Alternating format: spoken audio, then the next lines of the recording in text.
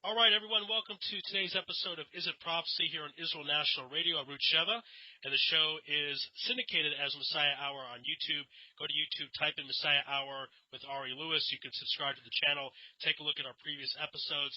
If you have any questions, comments, or concerns, you can email me at messiahhour@gmail.com. Very pleased, and it's a huge pleasure to have on our guest this afternoon.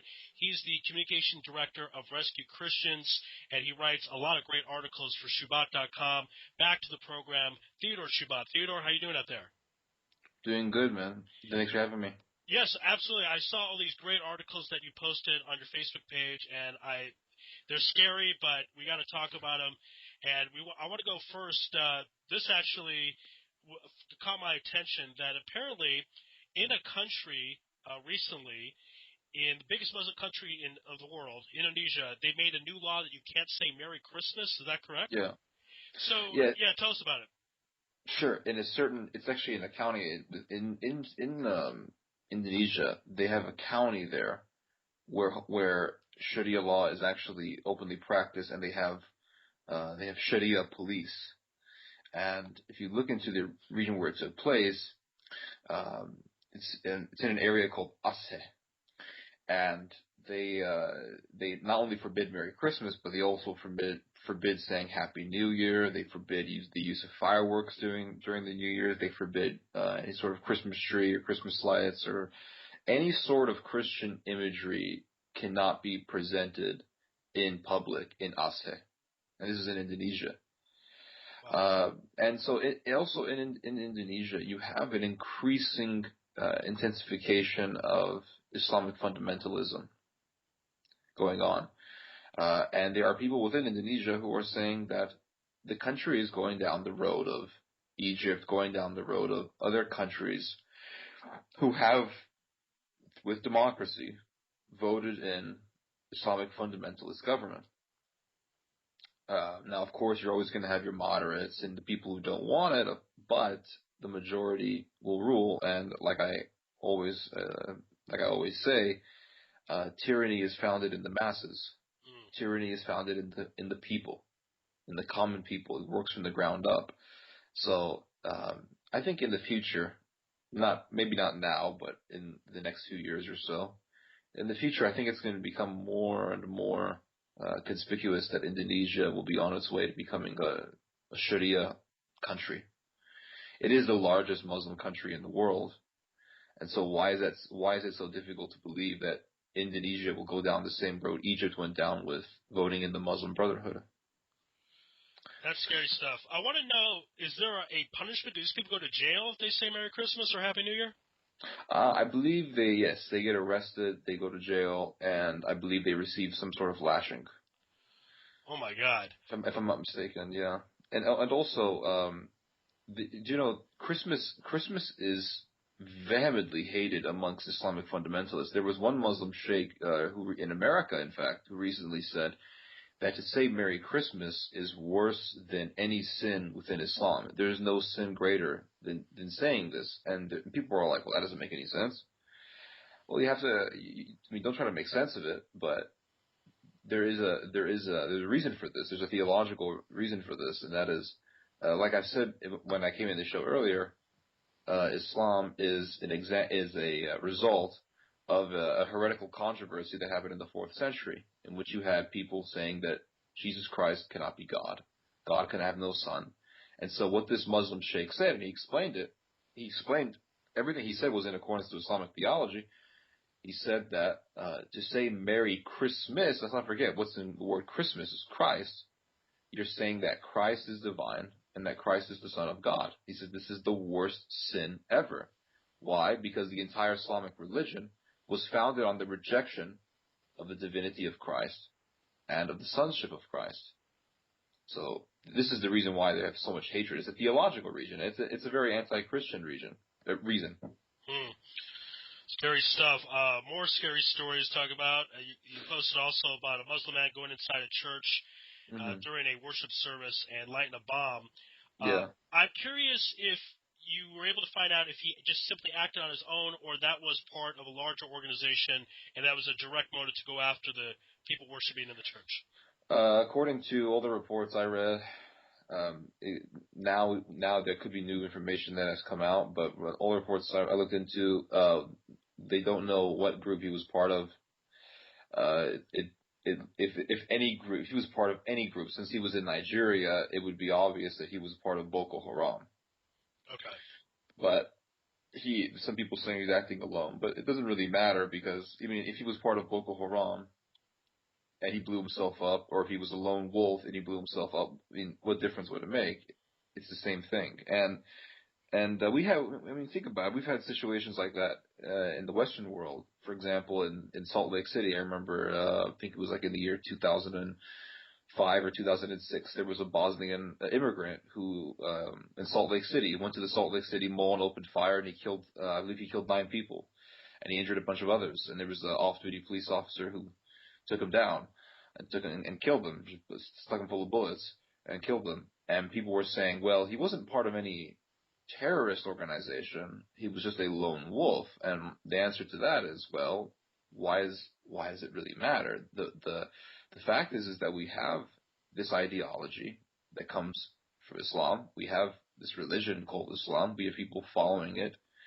And as long as people are going to be following this religion, you're going to have these people who are so fanatic and so enthusiastic about it that they're going to go out of their way to kill people. If they choose a organization to join to kill people, or if they act alone, it's relevant, I guess, if you want to talk about the war on terror, but it's not. I don't see why it's relevant if you're going to talk about the problem with Islam, you know, the violent nature of it all, because these things are going to happen as long as you have it. And 8 people were injured with that attack, and then this attack in Libya was even worse than that. 20 Christians have been captured. They haven't been seen since. Mm-hmm. Is there, I mean, I know you're part of Rescue Christians. Is there an organization that's going to try to find out where these people are that have been kidnapped? For now, I have no idea.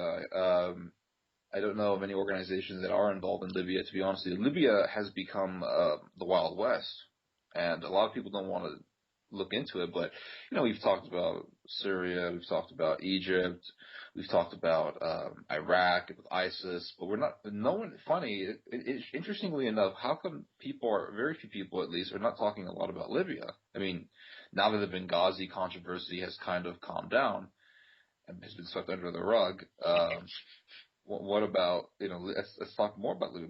What's happening in Libya? Libya has, especially in the areas where this horrible event took place in Sirte. Sirte is a city in Libya, and it's actually not even controlled by any legitimate government. It's controlled by Ansar al-Sharia, which is really no different than ISIS as far as its violent nature goes, and it's also controlled by numerous other militias, but mainly by Ansar al-Sharia. And let's not forget, just a couple of weeks ago, there was an event that happened in the same area of Sirte, in the same city, in which you had agents of Ansar al-Sharia break into a Christian family's home. The parents were pharmaceutical doctors, and they brutally murdered the parents in the house. And then they took the daughter, and they stuck 2 bullets in her head, and they put 1 bullet in her chest, and they killed her. We have the photos, we have the medical report from the autopsy to prove that all these things happened. And I posted on this, and I posted the PDF photograph of the medical report that came out, and also the photos that they took of the body. And it's been confirmed as fact now by some mainstream media websites that have just picked up on the story, because I guess they didn't know whether or not to believe it. But I reported on the story when it first came out on Middle Eastern Christian websites, especially one Coptic website that I've read, and this really did happen. Now, in the same area, just a couple of weeks after, in the same city of Sirte, you've had men on 4 big trucks, I think they're Hummers, drive into I believe it was an apartment complex in the same area, Sirte, and they went room to room, and they said, at about 2:30 a.m., everybody's sleeping, they wake everybody up. Imagine living this type of lifestyle. And they go door to door, and they ask you for your identification. Show us your paperwork. Because in the Middle East, your religion is put. Well, at least, I mean, I don't know if it's like this in Israel, but your religion is put in your ID. And so in Libya and Egypt and the West Bank, your religion is put on your whatever religion you're born into. That's your religion. And so on all the people's IDs where it said Christian, they said, okay, come with us, and they put them in the trucks, and that's it. People haven't seen them since. They're gone. And my estimation is they're either they're going to be killed because so far, I mean, if you look at what they did to the family that they murdered, they killed them. I mean, there was no mercy, there was no release, there was no ransom or anything like that. It was just you would die. And believe it or not, there was a guy from I forgot what his name was, but there was a guy in the Libyan government who said, after this family was killed, there was a guy in the Libyan government, I believe he was some sort of an ambassador. He said that this murder is drug related. And I think this is the Libyan government trying to cover up the crimes that happened in its country. But the question is if it was drug related, there was around 3,000 dinars or whatever the currency is over there in the house, and they didn't touch it. In fact, they didn't touch any of the property. They didn't damage any of the property. They simply went in there, slaughtered, and left. And that was it. Again, this is a prophecy on Israel National Radio. Ruth Shev, the show is syndicated as Messiah Hour on YouTube. We're continuing the conversation with Theodore Shobeat. And again, I know this is graphic material for everyone to listen, but I want people to know what's going on. If you're going to ignore it, it's not really going to help anything. I want people to understand how serious radical Islam is. Let's talk about your story about a terrorist that enjoys cutting off a baby's head. He describes in detail what he does when he goes into a house. I know it's pretty brutal, but again, I want my audience to know about it, so please tell us about it. Yes, he was a terrorist from Algeria, I believe. His name was Mehdi Nemdouche. And with a last name like douche, we have an insult for him, but I'm not going to say it here. Right. But he talked about, if you look at his photograph, he looks like a complete demon, this guy, like cold-blooded, very cold-blooded individual. And he talks about what he enjoys doing. And he says, well, when I walk into the house of a Shiite family, he says, I first kill the grandmother. He says, I put one bullet in her head because that's all she's worth. And then I take the wife and I rape her. Then I slit her throat. He says, and then I go to the baby. And then he says, oh, how much I love beheading babies. And he's talking about this as though it's like a joke. And once you look into this, I mean, once you read these quotes, you can understand that there is something called evil. There is something that is there is a diabolical spiritual realm out there. And I don't know if you believe in demons or devils, but when you look into this, it's like it's something diabolical about this whole thing. It's something demonic about this entire thing. And people don't know, like, when you look at, I'll give you an observation that I've made on this. When you look at the history of Islamic terrorism, it's not always been this way.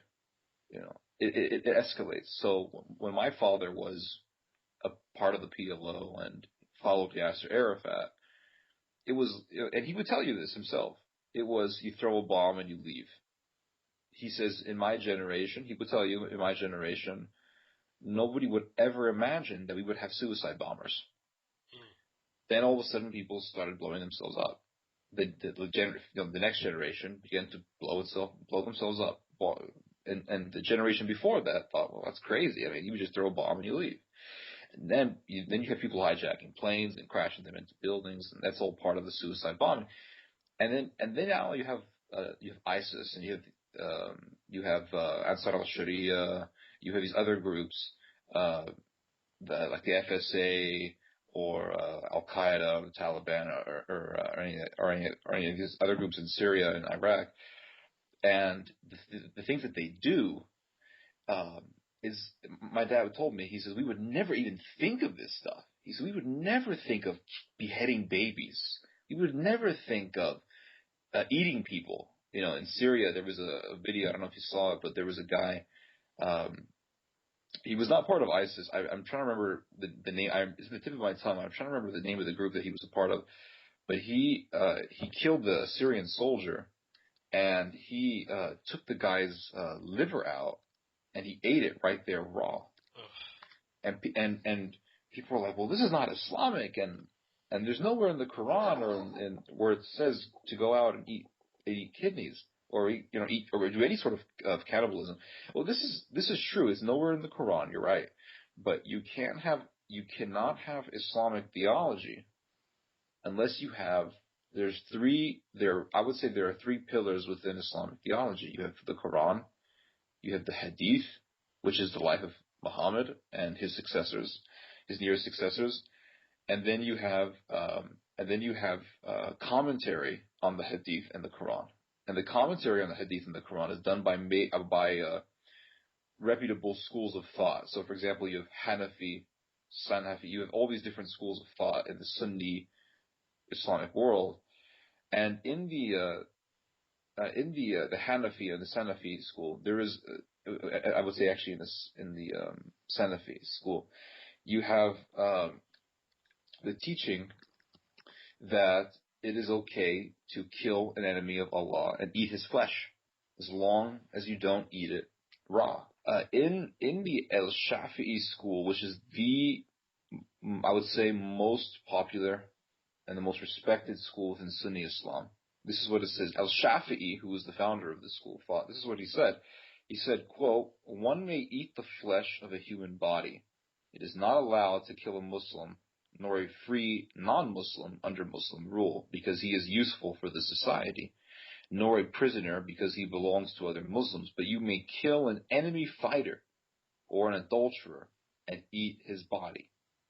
And in Al-Azhar school, as soon as Mursi took power, they began to add these things into the education system. So, for example, for high school students in Egypt, they put into the textbook, quote, "We allowed the eating of the flesh of dead humans under necessary conditions.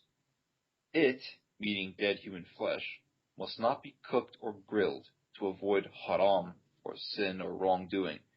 And he can kill a murtad, apostate, and eat him." This is what they put in the textbook. And this was exposed on Egyptian television. And there's a video of it with English subtitles, and this man talks about it on Egyptian television. If anyone doesn't believe me, they can look into it themselves.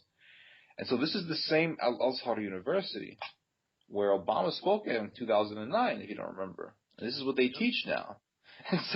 So it's not like it's this great bastion of education or anything. And Abu Sa'd Qudri, who's a sheikh, he stated a very strong hadith recently.